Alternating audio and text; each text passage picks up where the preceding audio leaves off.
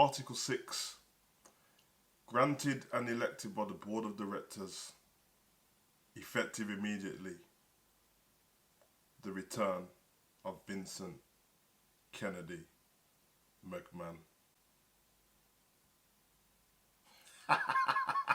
If anybody's gonna kill my creation, I'm gonna do it.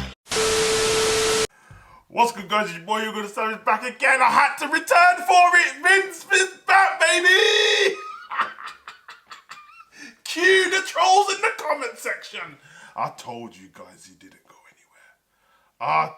I know the official statement, but the official statement ties very well into what I told you guys when I made that video.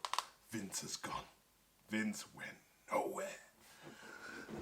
Certain inklings, certain flavors, certain bits of seasoning were left around the company when Triple H, Nick Khan, and Stephanie McMahon took over, and everyone just thought that Stephanie was going to turn her back on her dad and do what she wanted with the company, and Nick Khan was going to do what. Now I did say before, little conspiracy theory, I thought that Nick Khan might be the guy who was leaking out these things about Vince. Now that's a conspiracy theory for another day. You know what I mean? There's nothing behind that. I don't even know Nick Khan. But the fact remains, and the rumours were running wild last night, but officially, you heard Article 6. Vin is back. Oh shit! Drink it in, man. Yeah, man, listen, cue the comment section, man. I know what everyone thinks already. You seem to be enjoying wrestling a lot more. I can't lie, so have I. But the fact remains is, when Vince stepped down, and prior to that, Triple H was no longer in the company. Well, at the time, he wasn't in the company due to his heart complications. So it's a bit awkward because Triple H been bringing back people week after week, and the guys that Vince released are those people and are on the main roster in storylines, in bigger roles.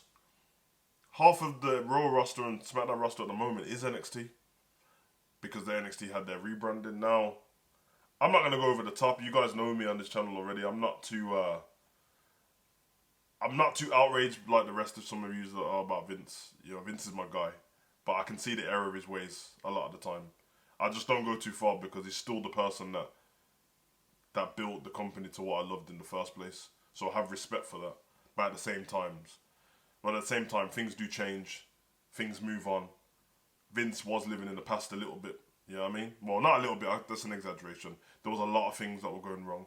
And I was complaining about Monday Night Raw week after week myself. So what does this mean for the product, you say? I can hear you. Well, I haven't read too much into it. When I mean I haven't read too much into it, I mean I read Article 6 and that's it. I'm not one to go through rumours and stuff. I saw it last night and I thought last night was done officially. That's why I ended up reading a rumour and not the actual statement. But what I just read to you was the statement. And for me, they've reinstated 3 members of the board because 3 members were removed. And obviously the rest of the board members have to elect who to bring back to the board. Now Vince didn't sell his stake in the company, which I think at one point was 51%, which makes him the majority shareholder. I don't know what it is now. I don't particularly care. I actually came to do a video about Money in the Bank, which I'll get to in a minute. But he's back, man.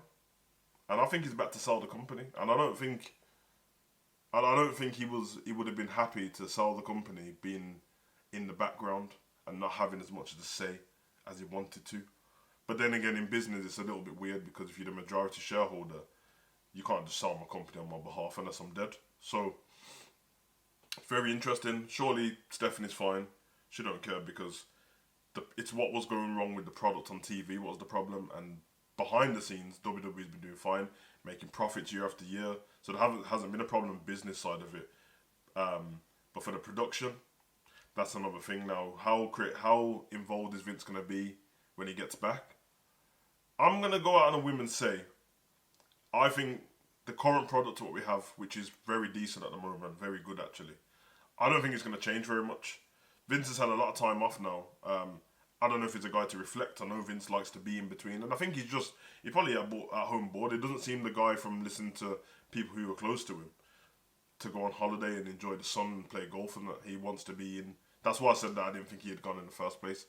Officially, he had gone, but I still thought he was behind the scenes on the microphone, text message with Triple H, and I mean, at the end of the day, it's his brother, it's his son-in-law, it's his daughter, and it's Nick Khan, the president, who he elected to be the president. So it's very interesting. But I think the company is going to stay very much the same.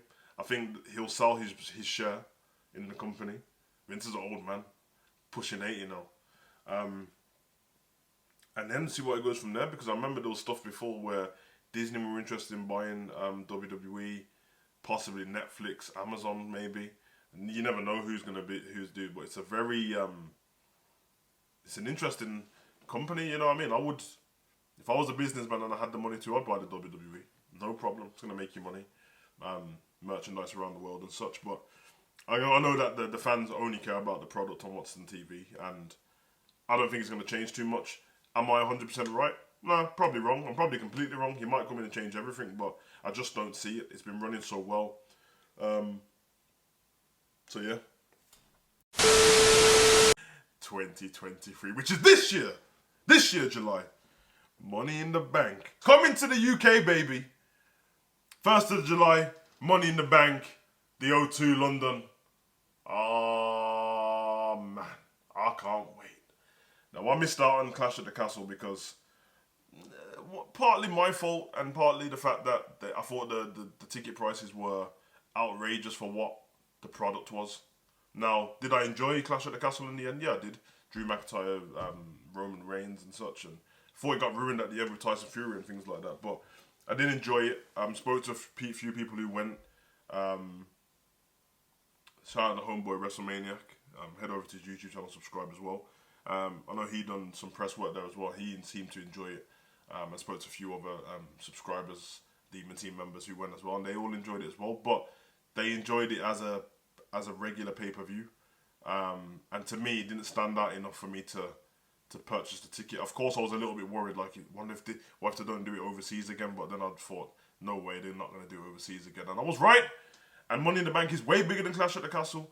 And yeah, if I had to pick and choose between which one I wanted to go to, this would be the one. So 1st of July gives me a chance to scrape them shillings together, you know what I'm saying? Because the tickets for the Clash at the Castle were mad expensive. But the cheaper ones came out later on, because I was there rushing for the ticket sale at the beginning, and they were like £700 plus, which I couldn't justify it, because I can go abroad on holiday for that and go to an event when I'm away. So I don't know, you got to pay for the experiences you want in life, and it'll be nice for me and my son to go down there and just flip and enjoy ourselves for the weekend. And yeah, I think it'll be dope and meet some of you guys, and that's what I'm going to aim to do. I didn't put up any goals and stuff for the year, but I want to do more stuff on his channel. The videos that I mentioned before, they're in the backlog already. Some of them are in edits and some haven't been recorded yet, but I've got everything ready to do. But now I'm thinking of crazy ideas, because if it's in London, people are going to travel from overseas. People who live in the UK already are going to be here. I'm thinking whole weekend of it, Demon Team meet up. I say we take over. I say we take over London and take over the WWE arena. You know, like that. So I can't wait. But you guys let me know what you think in the comment section. Try not to stress yourself out too much about Vince returning. I know that you've been enjoying the product so far, but literally, even if he came to ruin it, there's nothing you can do about it. So you have to kind of look at it that way. I don't think it'll be ruined.